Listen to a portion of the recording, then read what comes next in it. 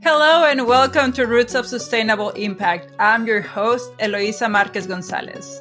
And today I'm very excited to have here on the show my friend and fellow industrial engineer, Rob Carr. Rob, welcome to the show. Thank you, Eloisa. It's so great to be here. Wonderful. And to start, why don't you tell my listeners a little bit about yourself, what do you do, and the type of impact that you're trying to live in this world? Perfect. So, as you alluded to, I'm an industrial engineer, a proud Penn State graduate, and very early in my career, I became interested in why people don't do things that make sense, and eventually found myself years later in graduate school studying the field of change management, which is really about organizational behavior and resistance and how people navigate through transformation. And continued on in a consulting space for a while, and eventually found myself joining state government, which is something I never thought I would do. And I became a member of an executive staff in the Commonwealth of Pennsylvania. And in that role, I was helping to reimagine how government delivers services. I spent 5 years in that role, moved into another executive role upon the retirement of one of my peers. And I oversaw all of the vertical construction in the Commonwealth that was not a road or a bridge. And as the governor left office, I was transitioning out of the organization and eventually founded my company, Angus Consulting, where I am the managing member and the principal. And we really focus on helping overworked executives. I should say overworked, overwhelmed executives. Every executive is overworked, right? Yes, that goes without saying. So we work with overwhelmed executives to help them navigate through various types of disruption and transformation. And having you in the show is critical right now because of the changes that we're having in our political system. And we're not going to get into politics here. That's not the point. However, you have developed a concept that seems extremely important right now, and that is of relevant leadership. And I was able to say leadership correctly. Yes, dear listener, I struggled with that word before the show started for some reason. Yeah. So relevant leadership. And that is very, very important right now. So why don't you tell us a little bit about what that concept is and how did you get there? Yeah, so I think I'll start with the second part of that question first. And, as many business owners come to realize, you really start to do a lot of introspection and really try to understand what your own magic is in the world, because, when you do it, you just do it. And when people ask you to describe it, it's very hard to put that into words. And so I've been doing a lot of thinking about that myself. And I realized that the thread that sort of wound through my career, while it was focused on improving performance, the driver for it was really about helping those folks who are often least engaged in the workforce to bring them into the conversation and bring them into the highest levels of decision making. And so I think a lot of times those folks that work at the front line that really do all of the heavy lifting in an organization feel marginalized or feel out of the decision making, and they're just left to execute on whatever is handed to them. And so that really resonated for me, this idea of being relevant in an organization. And so then I translated that to leadership. And I thought to myself, hey, I've stood in these shoes. I understand what it's like to function at the highest levels of an organization. And I can see how people who are removed from that can judge those folks. And I thought, if I'm going to help those folks, I can't be sitting in a place of judgment. And so I started thinking about why do executives take on these roles, right? And I think many of them want to leave a legacy, and many of them want to have a real impact in their organizations, which is all about being relevant. And so I termed this phrase, this concept of relevant leadership, which is really helping people understand how to be a leader that engages people and effectively brings them into the toughest challenges that they face as an organization. That is exactly what we need right now, as things are changing, because many organizations are pivoting, are shifting hopefully not what they stand for, but at least how they message things. And as you mentioned, the folks that are removed from that decision making might feel disconnected. And so how does these leaders start to empower or engage other folks within their organization? Yeah. So I think, at least in my experience, a lot of people at the highest levels of organizations tend to encounter disruption or encounter challenges, and their focus is externally, right? And so the place I think we need to start is to, look in the mirror. It's helping executives be willing to look at how they lead and what their position is in the equation of, an organization's success. So it's really trying to start there. And I think the tendency too is for folks to look at what's not good about themselves or what they perceive as not effective about themselves. I actually take the opposite approach. What I try to do is illuminate where their strengths are. And when you talk about that within the context of a team, every team has strengths and hopefully they complement one another. And so it's really trying to understand not only the individual's strengths, but the collective group strengths as well. And that's where we start. And when you're doing that, do you also help them understand what the strengths of their people are? And how can they balance what their strengths are with their team? I guess that's one question. Yeah. And I'll let you answer that one, and I have a follow-up. Yeah. So I think one of the challenges that organizations face is there's often a disconnect between folks that sit at those highest levels of leadership and the folks that are farthest removed from that, right? And there's almost always a gap. And the gap is almost always the leaders perceiving the situation in a more optimistic way than the folks who are living in the organization. And so I think one of the ways you start to close that gap is to work with those senior level leaders to get really clear about what they are trying to accomplish, really clear about what values are guiding their decision making, and really clear on what the priorities are among all of the possible things that they could do. And that's the place where you really help folks that are removed from that group of people to start to get clearer. So until the executive group is clear about where they're going, you can't really assess the strengths of the organization because they're kind of relative, right? Yes. It depends a little bit on which direction you're going before you can start to answer that question. Yes, exactly. And it mirrors a lot of when we're looking at sustainability on what type of impact that you're trying to make. As you say, if you don't understand what your values and your mission is, you won't be able to have that impact. So it sounds to me like it's pretty much the same introspection that the organization needs to have to be able to engage the rest of their organization. Yeah. Did I get it right? Yeah, and so one of the ideas that I've started to build out with respect to relevant leadership is this idea of alignment, then engagement, then execution, right? And so it really does start with alignment. It really does start with getting clear about who you are as a team, as an organization, and what your aspirations are, and what's guiding you in moving toward those aspirations. And so once you've done that as a group, I think that's the opportunity then to engage the organization in a dialogue about, hey, folks, here's where we would like to go. Here's what we would like to have guide us. What do you think about that? And take that input and, maybe tweak a little bit or illuminate something that you hadn't thought about so that you can evolve your thinking.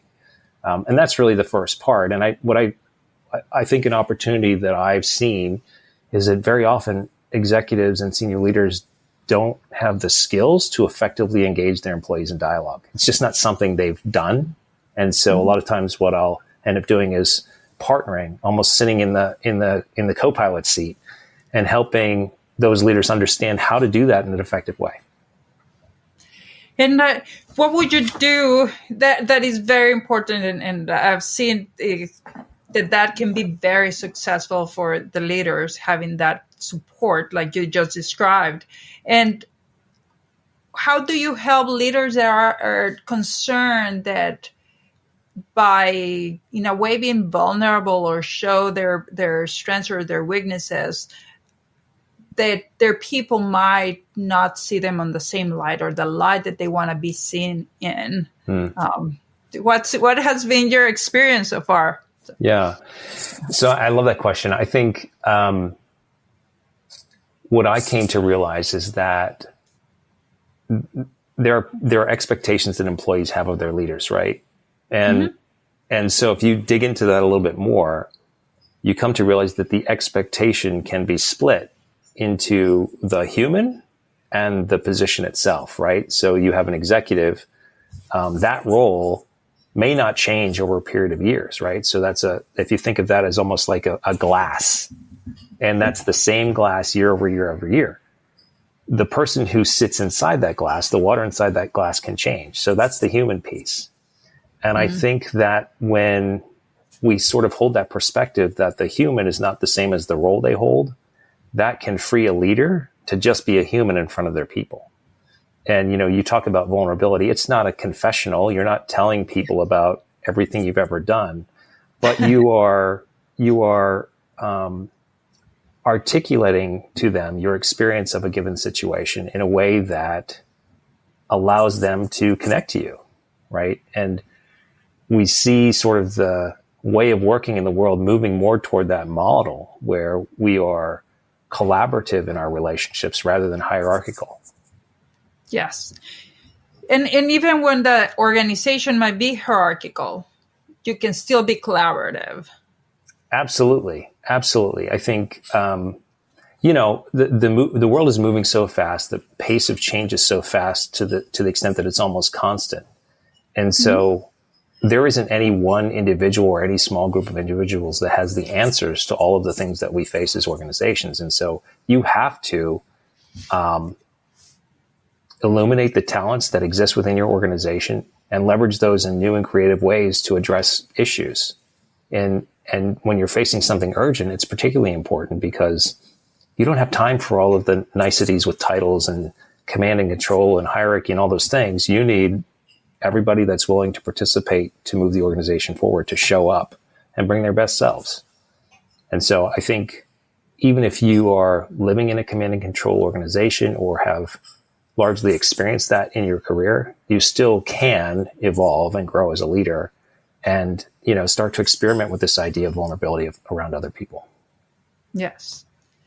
And how can those leaders, as you said, things are changing so quickly, strengthen or maintain their relevance because as we just said, things change, so they might feel overwhelmed on how do I do this? So what do you recommend for people, at least that those that are overwhelmed, they are thinking like, you know what, it might hit me soon, so I better start practicing. Yeah, I think, I would go back to the whole idea of mission, vision, and values, right? I think a lot of times in organizations, those things are created and, they may be put on a plaque or a sign and hung up somewhere or put on a shelf, but they aren't really living, breathing, guiding things in an organization. And so I think, that's why the model starts with this idea of alignment, because I think it's very important to be very clear about those key things and aligned around those key things. And so when the storms come, you can go back to those guiding entities to even make decisions, right?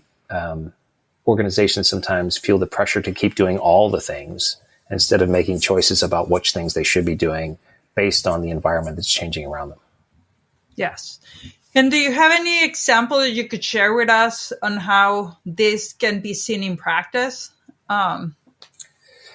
Yeah. So I mentioned about my work in state government, and I was so fortunate to encounter this wonderful leader on my second day. They were actually a client of mine before they became my employer. And I encountered this wonderful leader who was leading an organization that was managing billions of dollars in projects. And this was 2015, I think. And her team was showing up to meetings with rolled up paper drawings. And you imagine 2015 was 10 years ago. Well, people had, tablets and cell phones and those sorts of things. And so she very quickly realized that she needed to do something different in her organization, really reimagine how they worked. And part of that was making choices about who they wanted to be and then by extension, what services they wanted to offer. And so through that process, what they ended up realizing is they were spending 80% of their time on small projects that weren't as impactful as the larger projects, but they didn't spend enough time on the larger projects. So they made a choice to put in place a contract to outsource that 80% of their workload. And it wasn't 80% of the workload per se. They still had plenty of work to do, but that particular piece of the business was just something that wasn't bringing the most value to their customers. And so they made the choice to let that go and focus on the 20%. And so that became the primary focus of that organization. Great. And so here, in this case that you had just mentioned, it's let's call it the indicator that they were losing. They were not, they were falling out of relevance. It was very obvious. Yeah. This whole paper diagrams. Are there any other indicators that you usually look or that folks should keep in mind to know if they are falling out of relevance within their organization or their industry? Boy, that's a great question. I think for me, when I encounter clients who are trying to do, I borrow the movie title from a couple of years ago, Everything Everywhere All at Once. Oh, yes, I love that. when you're functioning in that way, it's just not a sustainable way of working, both from a leader's perspective and from an employee perspective. And so I look at that as sort of a symptom of, hold on a second.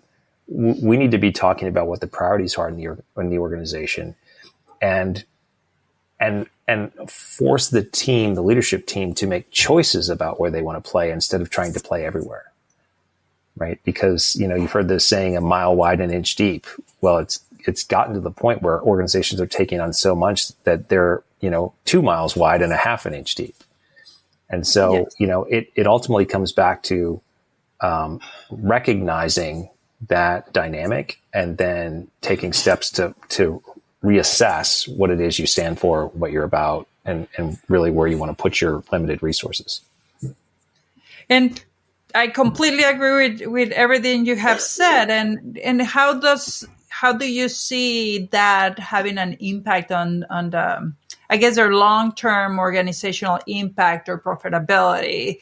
Because we many times decisions are made for short term, but how does everything you have mentioned affect in a positive way or negative, in a way, our long-term impact and success? Yeah, I think, one of the ways that we see the dynamic play out is that people get burned out, right? And so you end up seeing turnover in the organization. You face the risk of having sometimes long-term employees or those most knowledgeable leaving your organization. And, coupled with the fact that the unemployment rate is so low and that there seems to be difficulty in recruiting folks to organizations, I think it's difficult to maintain sustainability if that's, the manner in which you're approaching the work. Now, to your point, there are some organizations that maybe are comfortable doing that short-term outlook. But I think the goal generally with organizations is to create a sustainable environment, right? And so, I think it's really important that we have a sensitivity to how overwhelmed our people are feeling so that we can make better choices as leaders around how our organizations approach the work we do. Yes. And that also to connect it directly to the sustainability, that's the social impact part of it. Also, it's not only how you affect your your community where you operate, which is very important, but also your internal community of your employees. Yeah, I think there is related to this idea of relevant leadership is this fusion of business performance with organizational health, right? Well-being, organizational well-being. And it really is a tension and a balancing act that we have to manage as leaders. And there was a time when that organizational well-being piece was largely irrelevant, or people kind of ignored it and just thought, well, people will just keep coming to work. That isn't the case anymore. People aren't commodities that you can burn through. They're valuable resources. And so you have to have a sense of how overwhelmed people are feeling. And then by extension, right, many of those folks are the face of your company to the world, right? And so if you are hoping to attract customers and retain customers, you want those folks to be having a good experience with the people who are representing you. And people can't do that well if they're overwhelmed and burned out. Yes, absolutely. And now in the age of digital and social media, like bad experiences from employees and customers, they can just go wild. So it can, yeah. Yeah, and I don't. This is my experience of the world. I think it's very challenging to find excellent service. I think the bar has become relatively low. And so I think it can be a place of competitive advantage if you are aware of just how, if you're aware of that balance between performance and well-being, and you're doing things proactively to support well-being. I think that gives you a competitive advantage in the environment, right? Yes, absolutely. And so, Rob, if we have leaders that are thinking, how do I start first evaluating myself? And I know you mentioned it already, but can we do a short summary here of how do I evaluate myself to understand if I am been practicing relevant leadership? Yeah, that's a great question. I will say in my experience, most leaders don't have that awareness, or at least I haven't encountered leaders who have an awareness that they are part of the dynamic in which they are having an experience, right? Mm-hmm. And so I think, those of us in leadership have egos, right? We're human. We are human, and we don't always respond to feedback as well as we might like. And so I think a lot of times you don't get to do the full front-on assault with a leader. You don't get that full engagement in that space. What you have to do is earn the right and earn the trust to start to have that conversation with leaders. Now, I have had the occasional experience where, the leader that I talked about in my example, on my second day, she threw her arms around me and said, "I'm so glad you're here. I'm facing this huge change and I have no idea what I'm doing." And I thought, wow, what a rare experience to have. And it really was an invitation to come in and to just have one-to-one dialogue about, what was on her mind and what she was thinking about and where she could recognize the need for a change. And I haven't always experienced that. So I guess, to come back to your question, it's rare that I have the experience where leaders say, "Hey, help me recognize how I can be better."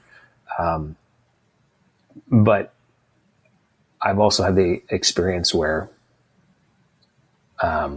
leaders have had that awareness, and sometimes they just do. They know something's not quite right, but they can't figure it out. So I wish there was a magic formula, but usually it's just through dialogue with the leader and a demonstrated willingness or openness to just get feedback.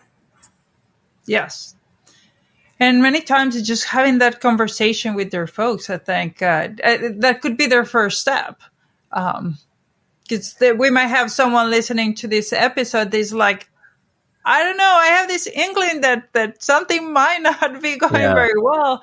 And now I realize that I could be in the epicenter of that issue. Yeah. One of the things that I've seen as a barrier to this kind of a dynamic is going back to that idea of the glass and the water, right? The leader very often sees them as the same thing. Yes. And they bristle at the idea that, hey, I'm a good human. I'm a good person.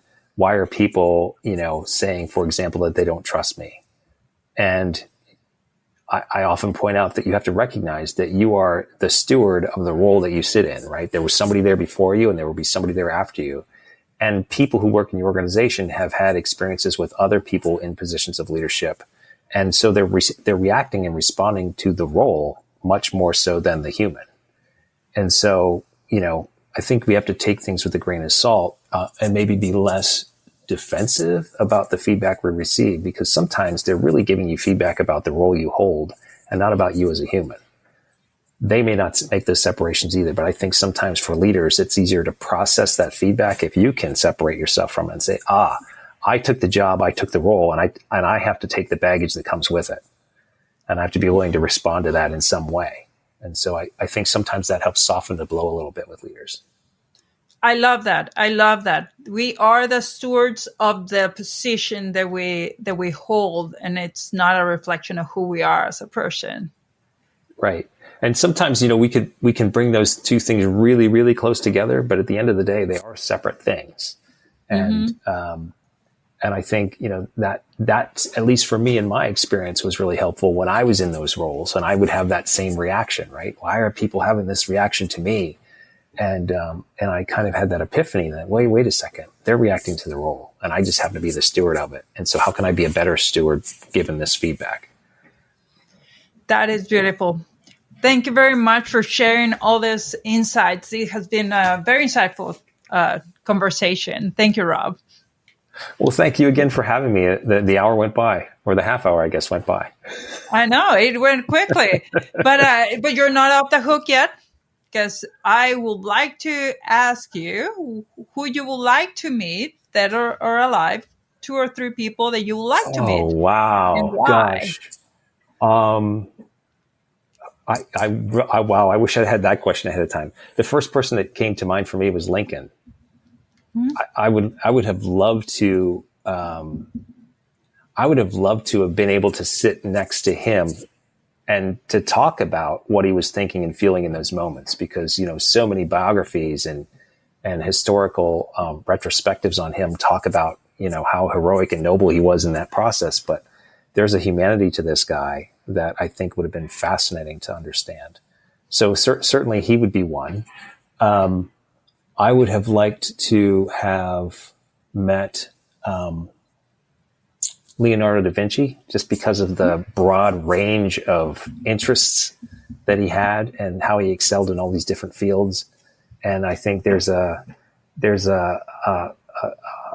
kindred spirit there for me. And I have had a lot of broad interest in my own career and had some challenges in navigating through that. So it would have been nice to have somebody to talk to about that dynamic. Those are 2 that come to mind. Perfect. That is very interesting. Well, thank you for sharing. Love it. Thank you for asking. And if folks want to meet with you, reach out to continue that conversation, learn more about relevant leadership, or how do they get hold of you? Yeah, so I'm on LinkedIn. Again, the name of the company is Angus Consulting. That's AYNGIS Consulting. I'm on LinkedIn. And you can also email me at robcarr@angusconsulting.com. Wonderful. And we'll have links to your LinkedIn profile and your organization on the show notes. Perfect. So wonderful. Well, thank you very much for joining me today on this episode. It was a pleasure to chat with you. And thank you very much, listener. And I hope you enjoyed this episode, and we will see you next time. Thank you, Eloisa.